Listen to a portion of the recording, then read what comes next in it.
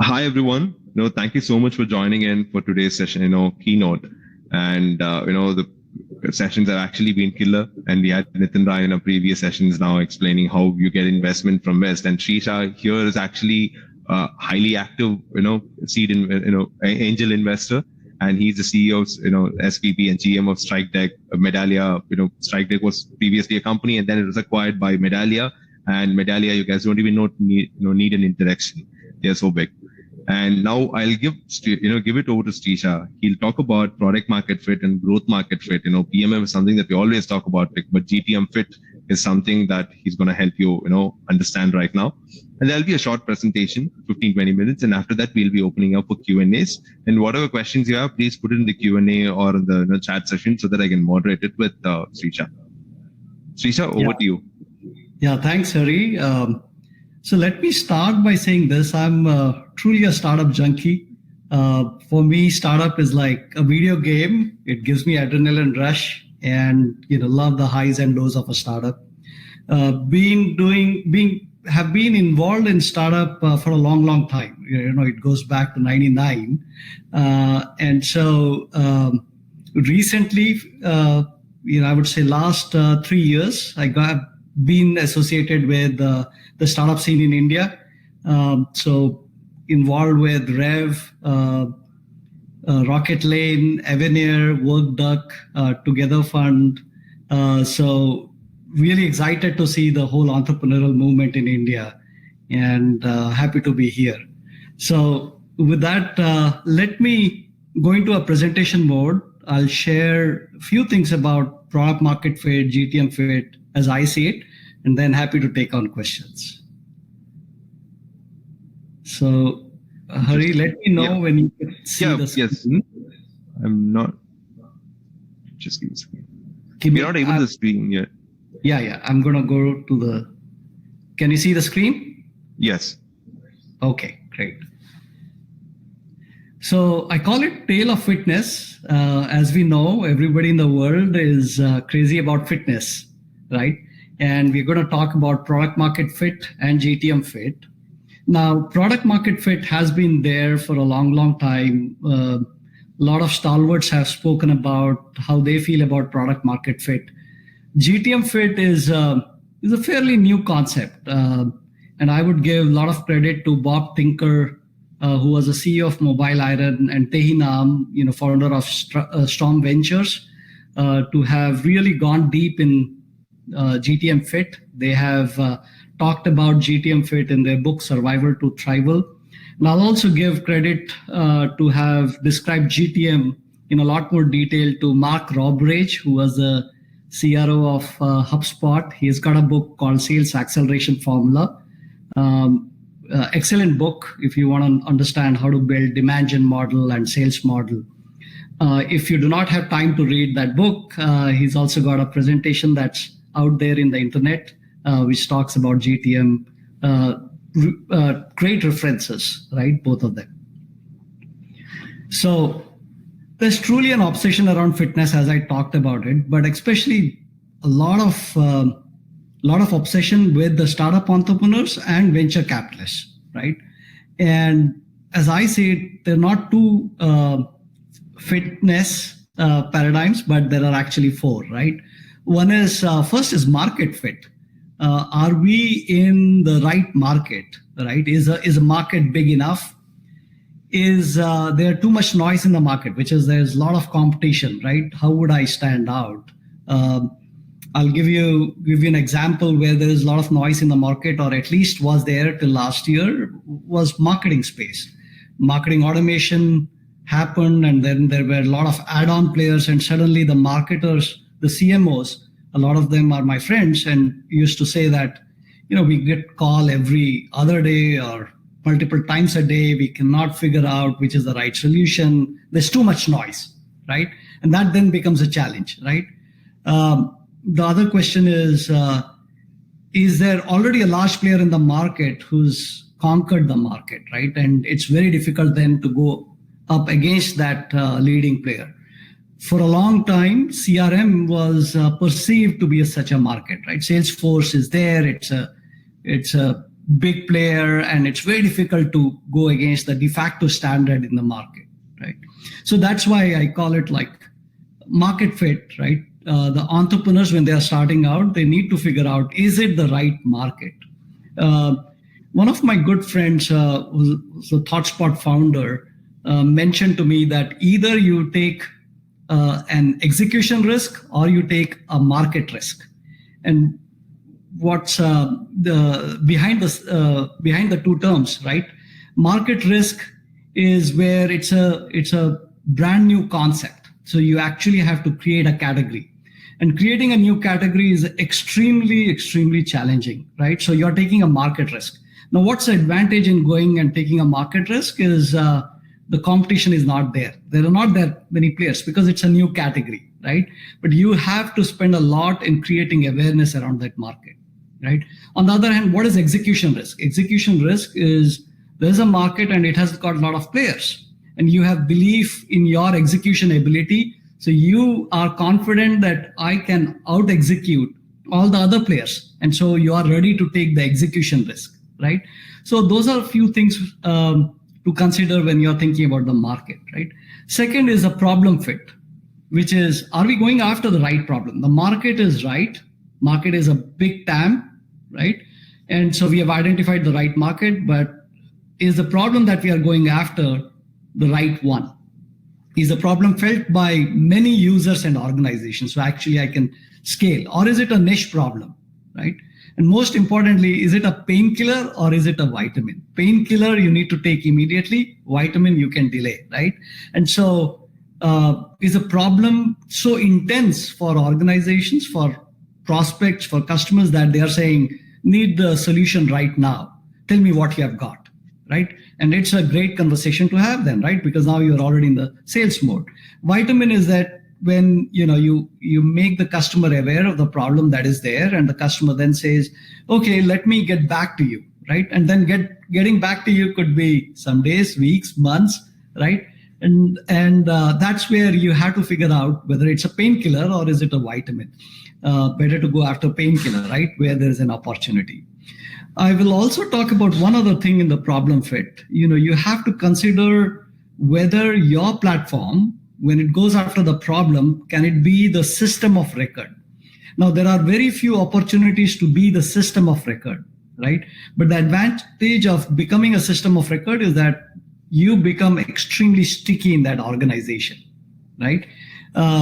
Again, an example is the CRM space. Salesforce is a system of record, right? So any new tools coming in the sales space, they have to be add-ons to the main system of record platform, right? Everybody is thinking about how do we integrate with Salesforce? Do we have to be in their App Exchange? Do we actually build natively on Force.com? So Salesforce, because it's the system of record, it's forcing other players to think about integration around their platform, right? And so they are at the center of the universe there, and that's a very sticky position to be at, right? So are you a system of record or are you an add-on? That's the other thing you have to consider while going after the problem, while picking the problem. The third is product market fit, right? Which I'm pretty sure that most of the entrepreneurs here, most of the startup folks here have already read up, right? A lot of content on this. This is where you have to figure out whether your product works, right? Does it solve a problem? Does it address an outcome that a customer has, right? And then you have to figure out, do your users use the product frequently? Are they addicted to it? Can habits be formed around the product, right? One interesting thing I gathered a few years ago was that your big platforms like ServiceNow or Workday, they actually increase their price after every 4 years. And the reason why 4 years is because the organizations that have adopted ServiceNow or Workday, they build a lot of habits around the product, right? So once they form habits around the product, it's very difficult for them to yank it out, right? So when somebody comes with a higher price proposal, they'll consider it. So the other questions while going through the product market fit, what features are critical, right? Not all features are equal. Remember the 80-20 rule there. Your 20% of the features will have 80% of the impact, right? And you got to know what are the 20% of the features so that you can then drill deep in on that, right? Then overall, is the value proposition resonating, right? The value prop that you have for the problem, does it make sense for the users, for the customers enough to pay for the product, right? Then the fourth concept is the GTM fit, where now you're thinking, is our marketing and sales working, right? Is our demand gen model working in particular? Is my sales scaling, right? Can I build a scalable sales team? Is retention looking good, right? Once we have the customers, are they staying, right? I remember one of the leading SaaS companies, SaaS startups from India, I was talking to the sales leader, and they were saying that when we started out, we thought we can only push deals that are below $10,000 sitting here in India and selling to US. And after some time, we experimented and we found that we can do 30,000 deals. Then we experimented more and we found that we can push $50,000 deals, annual deals. Then we experimented more. We brought in more experienced team members, and then we found we could push 100K deals. And now we are experimenting more, right? So that experimentation is really, really important to figure out, the GTM fit and the scale. So with that, I'll move on to the second slide, which is let me dig deeper into the product market fit and the proof, right? How can you prove that your product market fit is happening, right? So my definition of product market fit is very simple. What you have built, if it's resonating with the customers, that means you have the product market fit. Now, ideally, you should be solving a pain where customers are desperate. It goes back to the painkiller conversation that I had, right? Now, one thing I have seen most of the startups, founders, they go wrong is is how much is enough, right? Building features, right? How many they should build. And I call this as a problem because I think all the founders, we all suffer from a disease, what I call we are all featureholics, right? We go to the bed and we think about features. And next day, we want to go and build that feature, right? That's one thing that we have to watch out for. All the founders, all the entrepreneurs, you have to figure out, again, 20% of those features that can have 80% of the impact. And that requires a lot of due diligence, that requires a lot of experimentation, that also requires a lot of brainstorming among the team members, right? To make sure that you are building the right set of features, not too many. Then the other thing is trusting customers' feedback a lot is, again, something that I want to warn. This quote has been attributed to Henry Ford. I'm not sure whether he said this, that if Henry Ford had asked his buyers what kind of product they needed, they would have said, we need faster horses, right? And the car would have never gotten built. Right, Steve Jobs, again, is very famous for not believing in the research. He knew what the customers wanted. A lot of us are not in that genius category. We need the customer feedback, but we always need to go deeper, into what customer is saying, right? Is it really critical to customers' function, or do they just want it, right? And so definitely a lot of discovery needs to happen there. To figure out that the customer's feedback is the right one, or customers ask for a feature is the right one. How can you prove it, right? And how can you prove it is very important, because that's what VCs want to see, right? You are now either going to do pitching for seed for the seed round or for Series A. you have to demonstrate that you have achieved some sort of product market fit, right?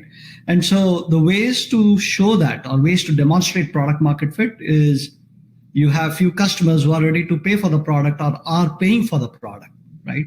And obviously, the larger the amount, the more credible you become in terms of claiming product market fit. Second is usage, right? Can you show active usage by the customers? Can you show that they are there in your product every day? Can you show that they are able to get to the key outcomes using your product? Third is if you can show word of mouth, that is, you got one customer and your second customer came because they were referred by the first customer. That again demonstrate that your product has strength, right? Again, to the same point, discovery without marketing. If somebody is able to discover you through some organic way, that again shows a lot of credibility that there's a pain out there. People are looking for solutions like yours, and they're discovering you, right? And once they start using you, they become used to your product, right? The fourth one, either the quantity or quality of logos, right? If you are a seed, if you're not even seed right now and you go to the seed investors and you say, I've got 20 customers using the product, that's demonstrating quantity. Or if you can say GE is using my product, or Zoom is using my product, Google is using my product, right? The quality of the logos, that again goes a long way. The last is testimonials, references, NPS. Again, those are the ways to show that you have product market fit. I want to highlight one thing that has been around for some time. It was perhaps started by Sean Ellis, who's a growth hacker. He said, if 40% of your customers or users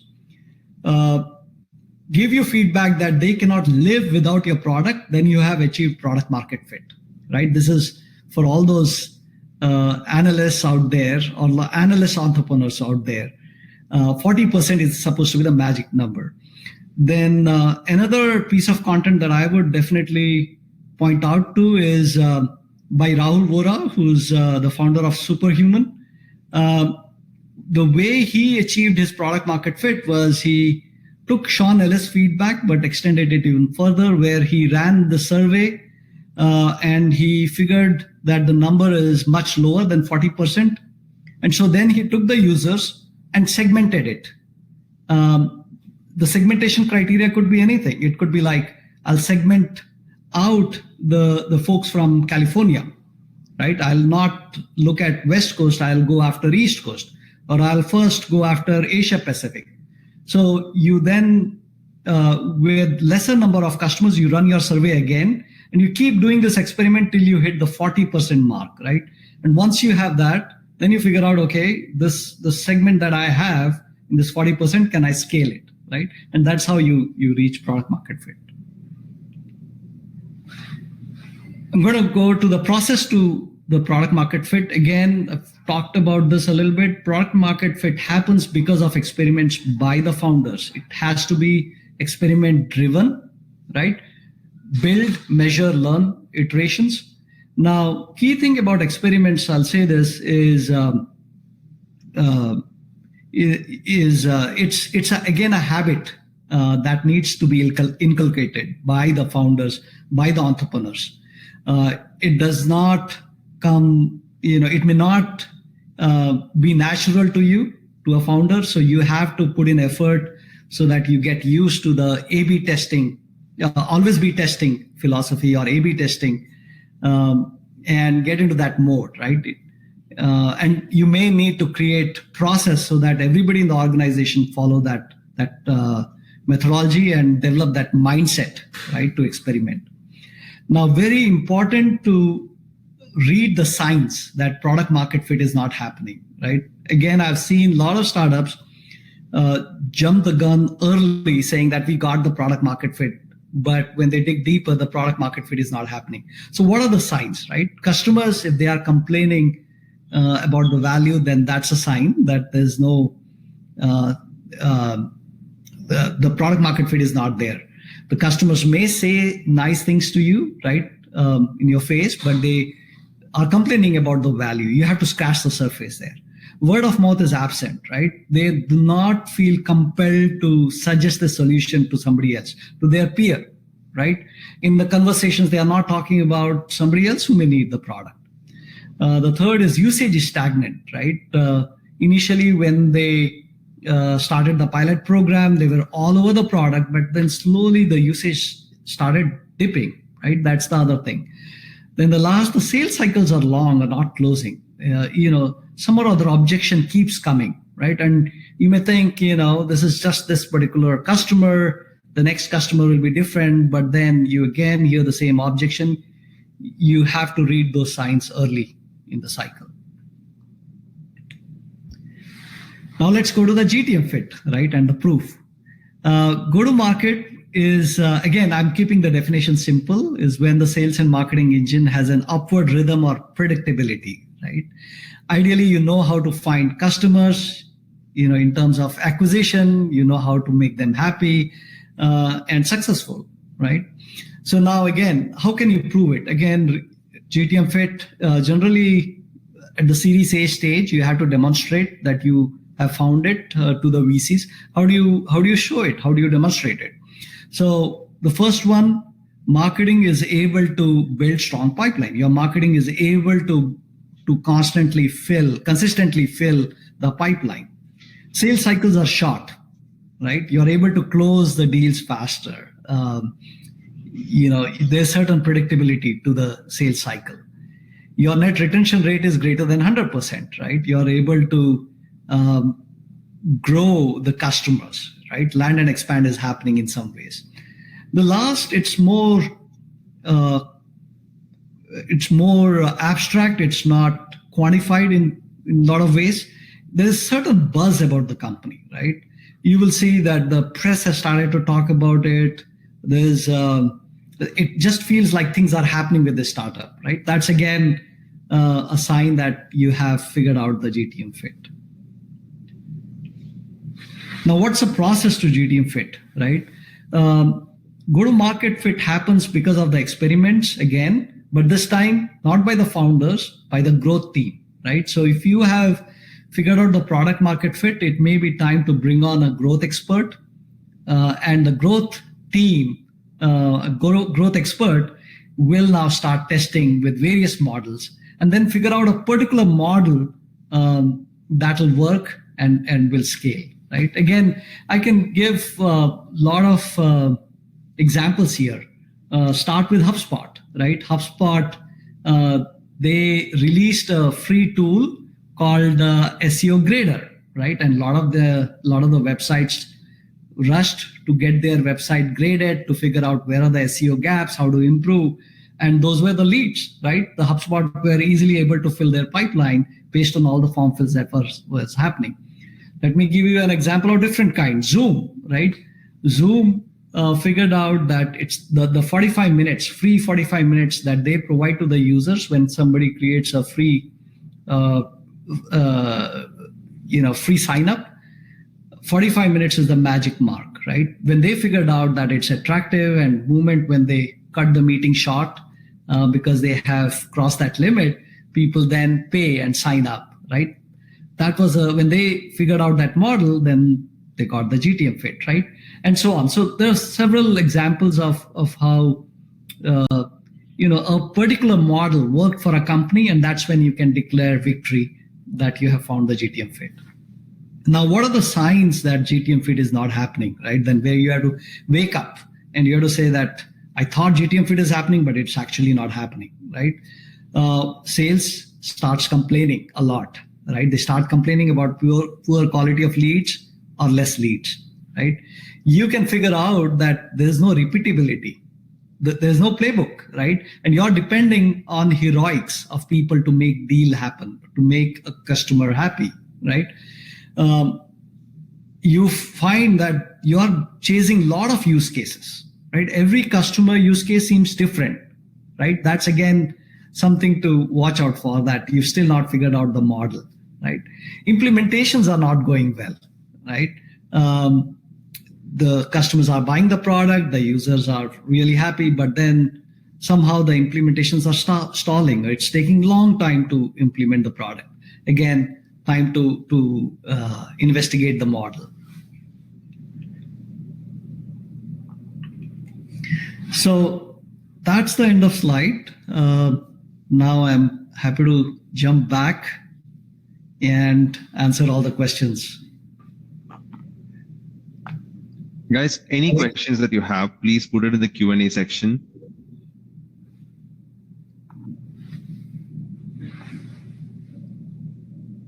And Shreesha, I had a question here. So when, when the GTM market fit comes in, it was a good analogy, good example that you gave with the superhuman, segmentation that they did. It was a good user research, a solid one, that people have done.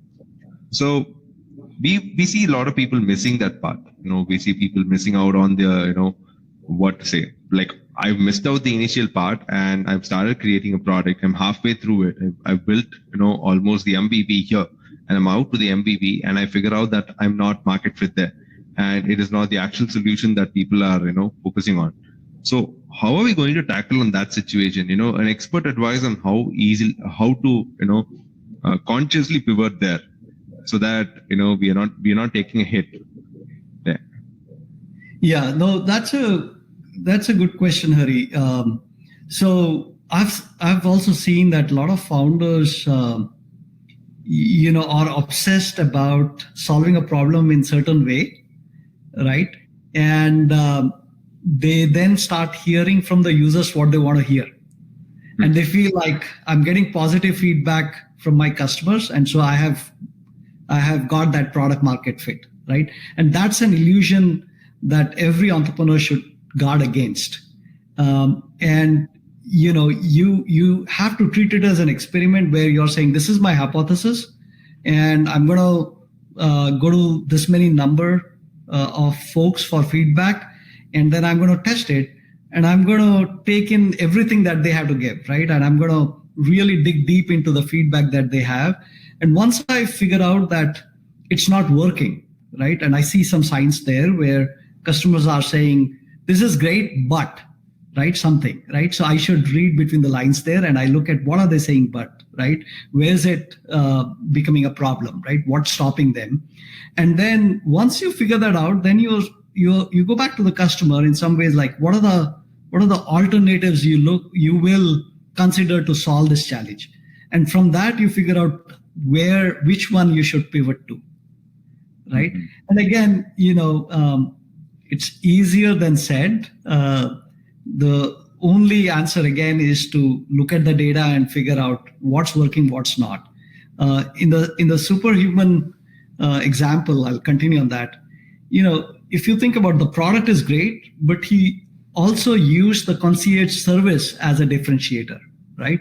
So even though users were spending $9.99, they gave a personalized onboarding, right? Made the user feel super important, and that actually became a differentiating factor, right? His original thesis was most of the human are obsessed about inbox zero. That's what he set to solve, right? But then that was not enough. So he figured out that adding on the service layer to the product makes it more compelling, right? Does that make sense, Hari? Yeah, it 100% makes sense.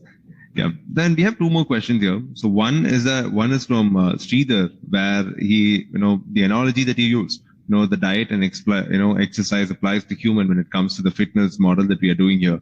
And if we are to relate it to software products, what exactly would be the diet and what exactly would be the exercise? Oh, that's a great question. We've taken the fitness analogy even further. That's great. So diet is essentially, what is diet? Diet is a routine that you're following, right? And so think about experiments as that routine that you have to do, right? To figure out what's working and what's not working.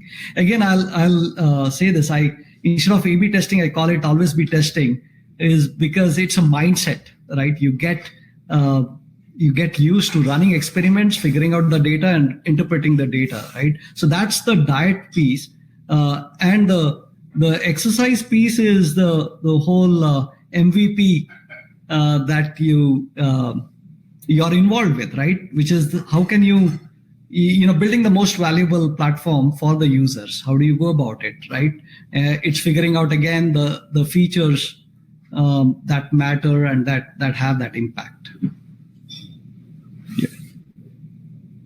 Yes, and we have another question, and finish up with this one. Okay, so for PMF, okay, any revenue number when you cross, which exactly means that you attained your PMF or GTM fit. Is there a benchmarks there? It's subjectable, but still, is there a benchmark which we can, define here? Yeah. So previously, 1 million used to be the magic mark, where if you crossed 1 million, that meant you had the product market fit.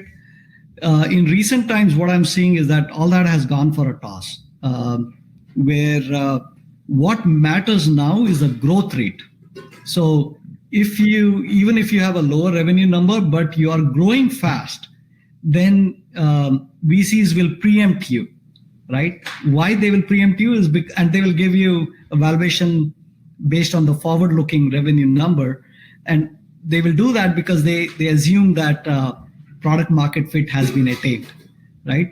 One example, a good example I would give is Hopin, right? Hopin started in September of 2019, I think. By Feb of 2020, they had raised at a 90 million valuation. Then it soon became, by September of 2020, it became 1 point something billion valuation. And then by early 2021, it became 2.1 billion valuation, right? Yeah. And so,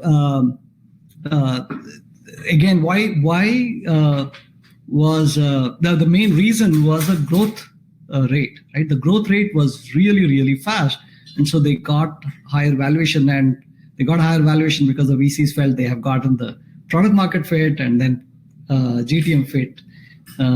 So I would not put any revenue number, but again, as I said, the old notion was that 1 million you have product market fit, and if you are about 3 million to 5 million, you have GTM fit. All of that has been disproved in the recent times. It's the growth rate that matters. The growth rate, the best-in-class companies, you may have heard this, it's triple, double. That is the path to 100 million. So people still, I see that the benchmark against that model, right, are you tripling every quarter, right? Once you triple, then are you doubling every quarter? Mm-hmm. Yes. And so I'll jump on to the next question. So the next question is from Abhishek, which is, any suggestion to shorten the sales life cycle, sales cycle basically, and especially for a product that needs organization to think how to apply it to their org processes, maybe something like a business process automation that needs a lot of thinking and implementation. How do you, specifically solve? Because, it's a very, close question for you, because, Strikedeck, customer success solutions and the size of the deals that you guys do, it's much more relatable. You need to actually dive deep into it. And I also wanted to add it to that, add to this question. Wherein, how do you do it in Strikedeck? Like, especially on enterprise tools? Yeah. So, this question, Hari, you nailed it, is very dear to my heart. Because I've faced this challenge. So here's the thing. If you are going after enterprises, large enterprises, then sales cycles are going to be long, right? It's given, right? Because you have to get through the IT organization, procurement, you have to be a vendor. All of that can derail you.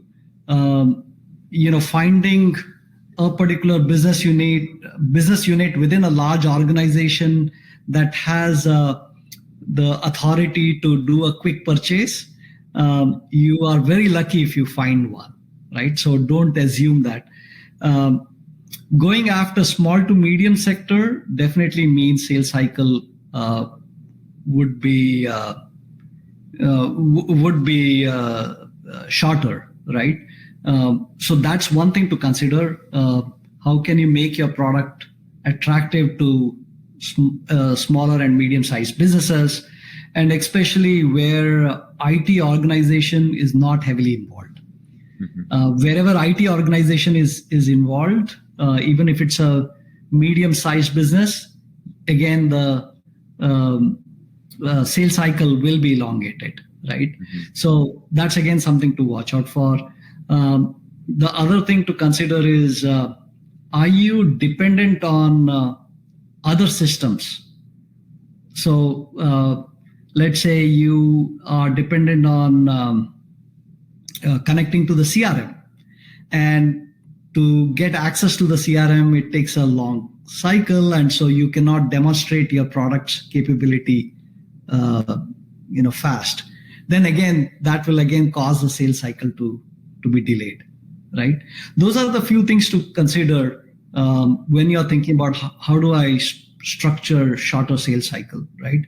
If you can figure out bottom-up market, we know it's very popular, and especially I know all the folks in Bangalore, Chennai swear by bottom-up model now, which is great, which is how can you appeal to an end user? And so by that, there's almost, the sales cycle is super, super short, right? Notion, for example, figured that out. Slack, they started appealing to the end users first, and then they crafted their enterprise product and got into the longer sales cycle, right? Atlassian is another example that just grew like weeds, based on, in spite of having a developer product, they just grew like weed because of the approach that they took in terms of pricing and how their go-to-market model was structured. Atlassian did not have a proper sales team till they hit 100 million in revenue. It's incredible story there, right there. And then personally, Hari, Strikedeck, Strikedeck is a customer success platform, right? And so precursor for us to engage with any organization was that they need to have a customer success organization, right? If they have CSMs, then they will need a system of record, which is customer success platform. And so, in the early cycle, I found that the sales cycle will not be super short. It'll take some time for me to close the deals. And so what I did was I actually went after the quantity. I started talking to as many folks as possible. Wherever we had connects, we could start the pilot quickly. Where we did not have connection, that was a cycle we had to go and participate in, right? And it took some time. But I had enough so that my quarterly pipeline always looked decent. So I went after that approach to solve that problem. But again, Strikedeck, if you look at it, we needed to connect with a lot of different systems. We needed to connect with the CRM. We needed to connect with support ticketing system. We needed to get the product data in, right? So that was a lot of data dependency. And when that happens, to demonstrate the power of the platform, it'll take time, right? And so that actually resulted in the sales cycle being long. Yeah. So, and one more question, this is something that we had from our, previous keynote from Nitin. So the question was, this is from an investment standpoint, since you're very active in, angel investments with a lot of company. One idea that, not idea, it's a hesitation that a lot of Western investors have is that, how am I going to put the money in India and what is the trust factor and how do I do it? They are not so interested in going out of the country and putting the money in India because we had a specific terminology wherein if you put the money in India, you're not going to get anything back. Okay. And you are a person who have actually broken that cycle. Okay. You found really good Indian companies where you want to invest in. And how did you do that? What was your criteria? How did you filter these companies where you wanted to be an angel? Yeah. So right now, as I said, Hari, I'm really bullish about the entrepreneurial scene in India, and definitely, Zoho, Freshworks have done a tremendous job in building the excitement and also ensuring that a lot of knowledge is there in terms of product market fit and GTM fit. So the way I go about is I look for the background of the founders, the passion that the founders bring to the table. I also look for the founder chemistry. I'll give you an example. All the companies that I've invested in India, they all have excellent founders. Rocket Lane, I know Shree is one of the key guys in the SaaS Insider. Again, there was a great business guy, there was a product design guy, and there was a great engineer. All three bringing their different strengths to the table. They had the background with selling the company to Freshworks, so it was almost like a no-brainer. When I got on a call with them, or even now when I get on a call with Shree, I'm like, teach me, right? Instead of giving him suggestion.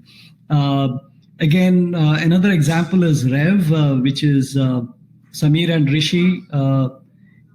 They have known each other for a long time. Again, they were at Freshworks working together. When you work together for a long time, there's a chemistry that's in there. And that goes a long way, right? Because if the chemistry is there, the true partnership is there, then you can not only celebrate when things are going well, you can also come together and figure out solution to a problem when things are not going well, right? Another company that I invested is WorkDuck, which is in Bombay. Really, really young guys, just have come out of bits. But then the founders went to school together. So they know each other from school days, right? And so, again, we are talking about an incredible chemistry. So the founding team matters a lot, and then they get extra points if they have the domain expertise as well, right? If they have felt the pain that they are going after, that goes a long way as well. Yeah. And, and one more thing that I wanted to add was Rev has been a huge supporter of SaaS Insider. Rishi himself has supported us on a lot of initiatives in SaaS Insider. Initial days, I still remember when we don't have a designer in SaaS Insider and we couldn't figure things out. And, the first person we'll call is Shreya from the Rev Sales. And, she gets everything done for us. Hey, Shreya, how do I do this? And, how do we do this? And if the question is like, really huge, then she puts us in touch with Rishi, who actually gives us, this is how we are supposed to navigate these things through. And, the support that the companies give to the community, that's huge. And, I'll not take any more of your time now because, One other thing I wanted to mention was that I've seen that every founder has different style on how they go about business. And it's, for me, as an investor to watch all these companies go about their business, it's amazing. I'm pretty hands-on with the folks, right? I'm there as their best friend anytime they need. And so, as I said, with Shree, when I get on a call with Rocket Lane, it's like, what experiments have you run, right? With Rev, when I get on a call with them, it's just that excitement, the enthusiasm that they bring to the table, the results that they have seen. It's amazing. I've invested in Avenir, which is in Ahmedabad, which is backed by Axel. Jaisal Mehta, he's a one-man team though, but an amazing guy. He's very seasoned, very experienced, and he brings his own style based on the experience to the table. Yeah, and guys, we are coming for a close to this session now, and for this keynote actually. And thank you so much, Shreesha, for actually agreeing to. I know it's very late in your time, but thank you for agreeing and talking to us. And if you have any questions, do reach out to us. We can, try and get it answered by Shreesha personally and give it to you guys. Thank you so much. And, for any founders who are listening out here, do check out the booths, and everybody out here, do check out the booths and the expos and give us your feedback about how the event was. And that'll be very helpful for us to stuck to the next. Thank you. Thank you, guys. Thanks, Hari. I'm supercharged. Thank you.